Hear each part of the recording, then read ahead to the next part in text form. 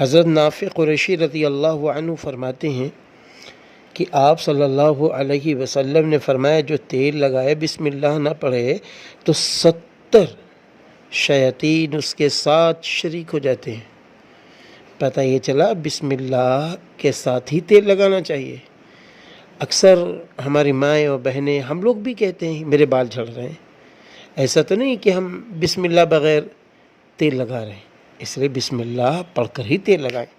اب تیل لگانے کا مصنون طریقہ بھی سمجھ لیں۔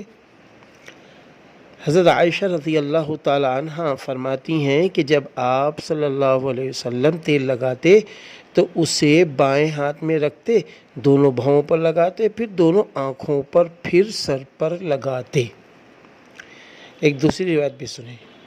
حضرت ابن عباس رضی اللہ عنہ کی روایت ہے کہ جب آپ صلی اللہ علیہ وسلم تیل وغیرہ لیتے تو اسے ہاتھ میں رکھتے، پھر داڑھی، سر وغیرہ میں لگاتے۔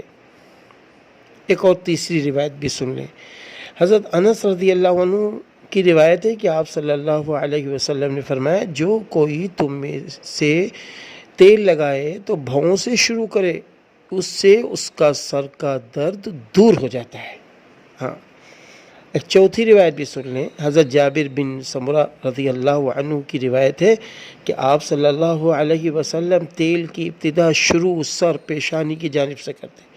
پتہ یہ چلا کہ دیکھیں تیل لگانا ہو تو سب سے پہلے بائیں ہاتھ کے اس پہ تیل لے لیں اور اپنے داہنے ہاتھ سے تیل پہلے بہوں پر لگائیں، پھر دونوں آنکھوں کے اوپر لگا لیں، پھر سر پر یعنی داہنے سامنے کی طرف سے پورے سر میں تیل لگا لیں۔ یہ ہونا چاہیے، یہ سنت کا طریقہ ہے۔ چھوٹی چھوٹی سنتیں اگر ہم زندہ کریں گے تو اس کا بڑا نفع ملے گا انشاءاللہ۔